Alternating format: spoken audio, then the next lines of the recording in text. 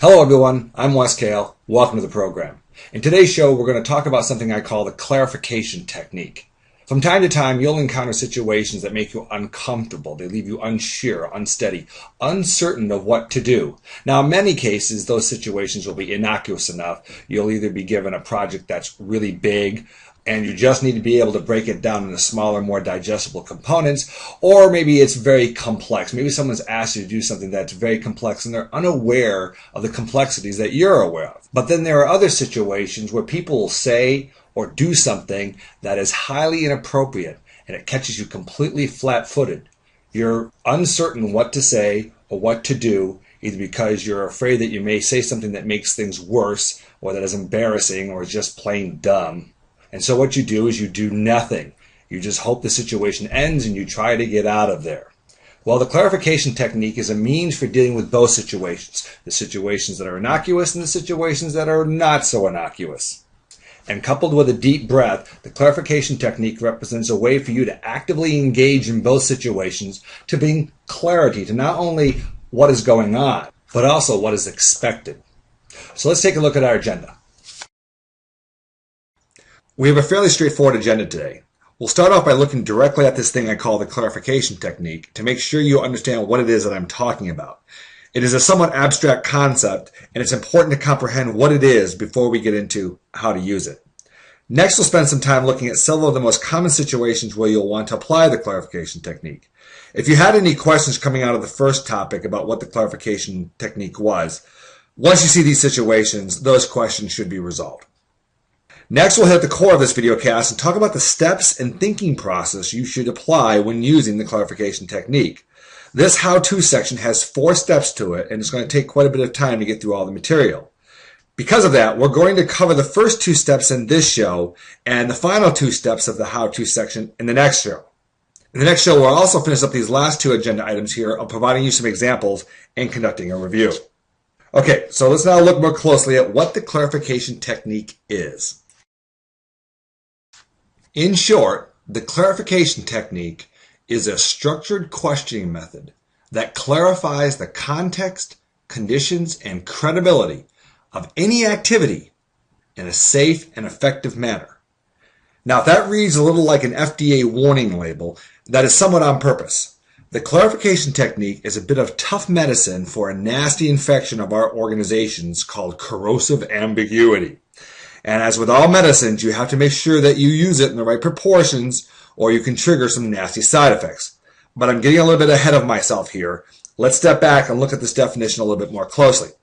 There are 3 pieces to this description. First, the clarification technique is a structured questioning technique. It is a method for asking questions. Second, it is used to clarify the context, conditions, and credibility, the legitimacy, around matters that are either not clear or uncomfortable to one or more parties. And third, it achieves this clarity in a safe and effective manner. And I'll explain why that is important in a moment. If you recall back in videocast 5, Influential Communications, the Dilemma of Clarity, we said then that a lack of clarity was the principal obstacle to effective communications within the organization. We went further and claimed that the impact of this lack of clarity was second only to poor management or weak leadership in hindering organizational performance. Now, the focus of videocast 5 was on helping you structure your thinking and crafting your messages so that you were clear in your communications with those around you. In other words, we were focused on outbound communications from you. Well, the clarification technique is focused on inbound communications to you. It is a method for helping clarify the messages of others who may not have watched videocast 5. By clarifying context, conditions, and credibility around various topics and situations, the clarification technique is a means to bring about transparency into both what is expected and what is right. And both pieces are very important. You see, in many cases, when folks say, do, or ask for something, the lack of clarity around the interaction extends beyond the specifics of what is expected, what is necessary, and can even encompass what is right to do, what is appropriate. For example, sometimes when your boss asks you to do something, he or she may not be aware of the policies, procedures, or downstream implications of things, and they're essentially asking you to do something that you know to be not quite right. but that probably wasn't their intention. But when you receive the request from them, it may feel like you're being set up to do something that's not quite cricket. And that feeling is what is corrosive. Ambiguity can sometimes be helpful or neutral, but it is usually a corrosive force that eats away at trust and relationships. And the clarification technique is a practice to prevent that. However, this element of sifting what is right using the clarification technique also has a very powerful side benefit. It has the collateral effect of curtailing those instructions, those behaviors, or those objectives that are without merit. So in addition to figuring out what is expected and helping you bring clarity to that, it also brings clarity to what is right. In the process of so doing, can disincent people from doing those things that are wrong. So when something inappropriate takes place, or you're asked to do something inappropriate, and the sponsor knows that it's inappropriate, the clarification technique has the effect of curtailing that behavior. And it is here that the safe and effective part of a warning label comes in. You see, in going back to videocast 5, we said at that time, in many cases, establishing clarity can be the enemy of those who are worried about accountability. Depending upon the situation, some folks may not appreciate your assistance in bringing lucidity to what is going on. They may not like it one bit. That can be a real problem if those folks are powerful or influential. Well, the great thing about the clarification technique is that the way it works in bringing about clarity is such that it basically precludes folks getting ticked at you. But before getting into how this works, let's first look at some of the common situations where the clarification technique may be needed. When we think about using the clarification technique to clarify something, there are basically two sets of situations we may be facing. We may be facing situations that are innocuous, and what I mean by that is that the initiating party, the initiator, has a benign intent and they're not seeking to do anything wrong, they're not seeking to offend you. And then there are those situations which are not so innocuous. First, let's look at those innocuous situations. There are three main types of these situations.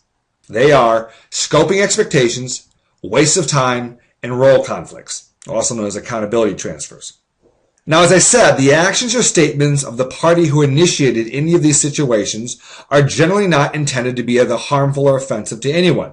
The initiator is just trying to get something done. That said, because of the lack of clarity around their communications in these situations, one party, usually the receiving party, is often offended or harmed if things aren't straightened out. And that's why we need the clarification technique.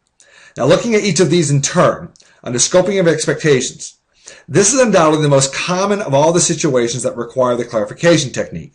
What happens here is quite simple. You'll be asked to do something by your manager or customer or someone else that you do not want to disappoint, and what they have asked you to do appears to you to be either wrong or so broad in scope that it will overextend your capabilities. In short, you believe you're being set up to fail. Now, although you may have had your suspicions about the motives of others when this happens, we have to remember to assume the best and understand that the person just wants to get something done. They're really not trying to set you up to fail. Now, waste and role conflicts are properly just subsets of scoping expectations, but they're so important in themselves that I want to call them out separately.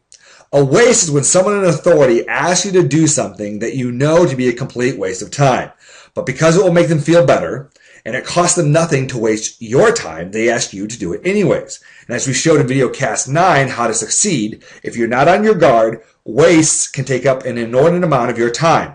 So using the clarification technique to gracefully unveil the lack of merit behind such requests is a key survival skill. With role conflicts, these are perhaps the second most common situation where the clarification technique is required. And although you may not be familiar with the discipline of the clarification technique, you have undoubtedly tried to do your best when facing these situations in the past. What happens here is that someone in authority gives you instruction to do something that is really someone else's job. Now, when this happens, while your first instinct may be to say, "Not my job, ask Bill," this is undoubtedly the last thing you should say, as it shows poor leadership, lack of commitment to good customer service, and an astonishing lack of common sense. What we have to remember is that the person who asked us to do something, the initiator, is just trying to get something done. They may not know what we know, and we certainly don't know anything more about their reasoning behind the request, as we haven't asked them any questions yet, so let's not prejudge them. That said, We want to make sure the proper accountability is understood by the requester. Otherwise, we might end up getting signed up for something without the boss recognizing our contribution. On the not so innocuous side, we have the following. First, we have what I call illegal instructions. While the title may sound somewhat sinister, in many cases, the initiator, the person who's asking us to do something, may not know what we know. They may not know what they're asking us to do is against policy. They're just trying to get something done. But the fact that they don't know that it's against policy doesn't change the fact that it is, and we're going to need to fix that. Now, I'm not going to blow smoke at you. In many cases where there are illegal instructions, the initiator knows full well what they are seeking is something that is inappropriate, and they'll usually signal this to you by couching their request in some sort of euphemism like, I need you to think long term about this, or you've got to make this happen for me. These sound more palatable than saying, I need you to do this bad thing for me. But once again, you need to assume the best, whichever the case is, and just try to redirect the instruction into a more positive vein. Next, we have aberrant behavior. One of the more interesting uses of the clarification technique is in combating aberrant behavior. Now, when I say aberrant behavior, what I mean is that someone either says or does something that is completely inappropriate. They may make a bad joke, they may say something sexist or demeaning, or perform any other number of foolish things. But by asking them simple objective questions such as, did you think that was funny? You can swiftly blow away whatever fog led them to believe that their behavior was acceptable and pull them up short without having to provoke a fight over the matter. The next not so innocuous situation are what I call allegations. These are a less severe but no less innocuous situation than illegal instructions. Folks will say the damnedest things, particularly when they think it won't come back around to bite them. While we'll address more powerful techniques for dealing with allegations when we talk about rumor fighting and witch hunts, the clarification technique is an excellent on-the-spot method for deterring most allegations. And finally, fishing expeditions. Fishing expeditions are efforts by those in authority to gather incriminating evidence on either someone or something under the auspices of conducting something that's legitimate, either conducting research or an investigation. While the effort may be dressed up in this impartial, this legitimate clothing, these efforts are typically anything but impartial. And so these are the most common situations where you're going to need the clarification technique. In looking these over, you should note a couple of things. First of all of them share a certain murkiness that could use a good scrubbing. Whether you're talking about figuring out what your boss is really looking for in a project or deterring aberrant behavior, whichever it is, these things could use to be cleaned up. And secondly, all of these, if not addressed, have potentially harmful side effects. It is in this potential for harm, particularly with the not so innocuous situations down here, that we see the source of those uncomfortable emotional reactions that we mentioned in the beginning. In fact, those uncomfortable emotional reactions can be so severe that you can find yourself falling back on instinctive fight, flight, or freeze reactions. And given that those instinctive reactions are usually counterproductive, the clarification technique represents a very powerful tool for you to provide an alternative response. So, let's now look at how to apply the clarification technique to these uncomfortable situations. Well, how to use the clarification technique proceeds in basically 4 steps. You need to know when to use it. You need to make sure you ask good questions, and you guess it, this is the real trick to figure out, and I'll show you how to ask good questions in just a moment. Third, you need to make sure you have what you need before you stop asking questions. I'll explain what this means in a moment as well, but the upshot of this is that you need to be thinking while you're using the clarification technique. This isn't something that's done unconsciously. And finally, you need to exit gracefully. This is where you manage the reactions of folks to your use of the clarification technique in such a way that any potentially uncomfortable reactions, either from you or the initiator, are smoothed over before everyone breaks and moves on. We'll go through each of these in turn in the next few pages. First, let's look at knowing when to use the clarification technique. If the clarification technique is a questioning method for certain difficult situations, the first thing you're going to want to know is when to use it. There are 3 rules to apply in deciding when to use the clarification technique. First, you should use the clarification technique whenever your radar gets tweaked.